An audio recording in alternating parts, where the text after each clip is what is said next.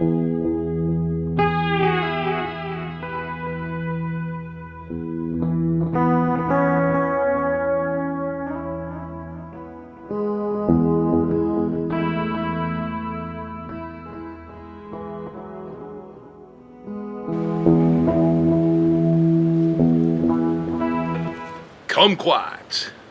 Today, I'd like to talk about kumquats, one of the hardiest members of the citrus family. Kumquat is also one of the smallest members of the citrus family. This is really a cool tree. I call it a conversation plant in my garden because the kumquat will gather friends around and will take down the tiny little fruits which are eaten whole. Some of you know about kumquats. For others, this is a rare fruit. It really kind of depends. In the market, when you have to buy these little guys, they really add up. The amount of kumquats grown in the United States is fairly limited, so that keeps the price on these high. The French love to take them and throw them in a champagne glass because the kumquats will dance around down the bubbles inside the glass, so that's very cool. They look great in fruit salads. They make a wonderful marmalade. They're also really good to eat right out of the hand and off the bush. That's why I call it a conversation plant, because we can just stand around here in the garden, talk about stuff, and pop kumquats off the plant into our mouths. The kumquat has most of the sugar in the fruit in the outside skin. It's really an oddball. The inside juice of the kumquat is almost as sour as a lemon, but the outside skin is really sweet. And so when you pop it into your mouth and you start chewing, the first thing that'll happen to you is you'll go, whoa, whoa, that's really sour. But then if you keep chewing, it keeps getting sweeter and sweeter and sweeter and sweeter. I mean, here, check it out. Oh, yeah, pretty sour. A little seed in there. As I start chewing and chewing and chewing, more and more sugar keeps coming up out of the kumquat until it becomes this really wonderful, orangey tasting, sweet tart type flavor. The kumquat comes in a few different varieties. The one behind me is Nagami. Nagami is more of the football shaped kumquat. It's the most common in the marketplace. It grows really well over a very wide range of areas. The Miwa kumquat, M-E-I-W-A, is a round kumquat that is sweeter, and that's a very desirable cultivar.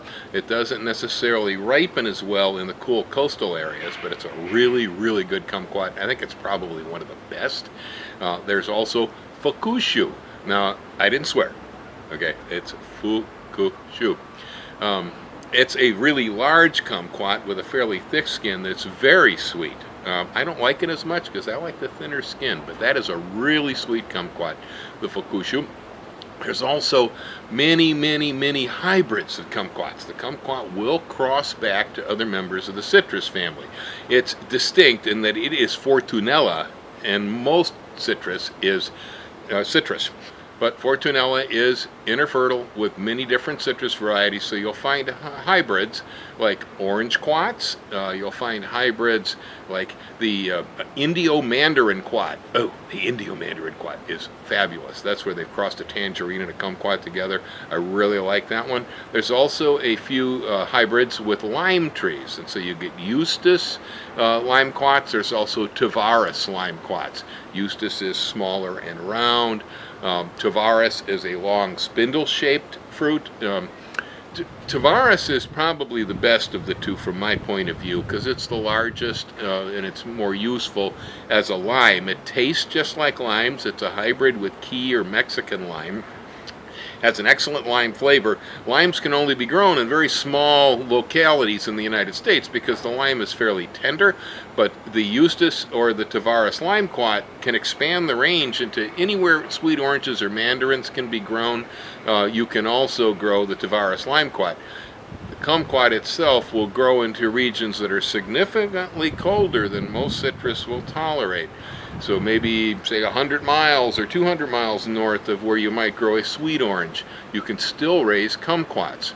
And so it makes them an excellent contribution to people who like to have exotic fruit in gardens where they need hardier plants. I definitely recommend the kumquat. Let's go have a look. Kumquat is not only hardy, and tasty, but it's also very ornamental.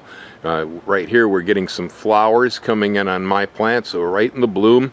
It's full of bees, and so I got a feeling my neighbor's bees have come over to visit me because of the kumquat flowers smell so sweet. They can't resist them.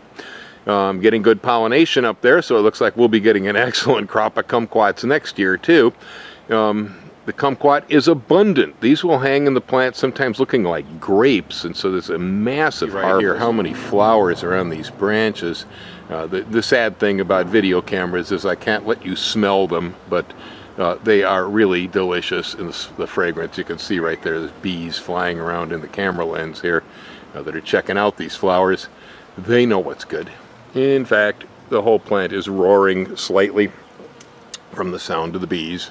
In Fremont, because we're a cool coastal type climate, it's best if we wait for kumquats until the flowers come on the tree, which means we're in peak activity. Kumquats really do get kind of dormant during the winter months around here. They'll turn almost yellow from cold, which is why they're so hardy, because this is one of the few citrus that actually has the ability to go dormant during cold weather.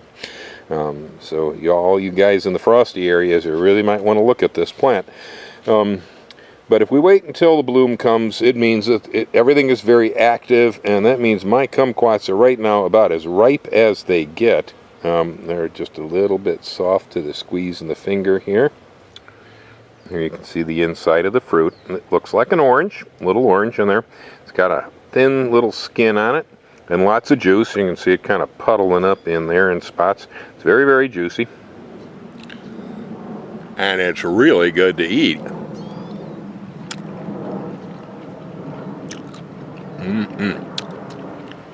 Kumquat's real tasty. It's easy to grow. It's hardy. It's highly ornamental. And it's tough as all get out as far as citrus goes. This is no wimpy plant, the kumquat. It's really a good addition to any garden that's where the weather is mild enough to tolerate it. And I gotta tell you, the guys who live out of citrus growing territory can still raise these. And so this is a citrus that you can have in your yard. It's great for zesting. You can zest this off and use that in your cakes and different cooking things. Like I say too, the limequats, which if you don't live where you can have limes, I do feel sorry for you, but you're not completely cut out of the picture, because the limequats are hardier than limes and allow you to go ahead and raise a lime type fruit in your gardens. And they're a great conversation plant. Come on by. We'll just stand around, pop kumquats, and enjoy ourselves. Thanks a lot for watching. Happy gardening. Grow those kumquats.